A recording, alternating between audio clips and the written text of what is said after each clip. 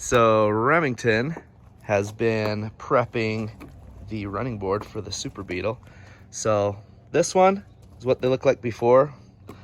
Now it's prepped and ready for what? What are we putting on? Grip tape. So it's like, it'll look cleaner. Industrial, it'll wear forever. You can buy this stuff by the roll and get it at your local skateboard shop or snowboarding shop. And ours was about $3.50 a foot. So for under 30 bucks, wait till you see what they look like. Right, bud? Yeah, buddy. So both running boards are on. I'd call it refinished or rehabilitated, but great idea by Remington with the skateboard deck.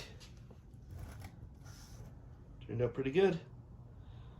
We'll keep going.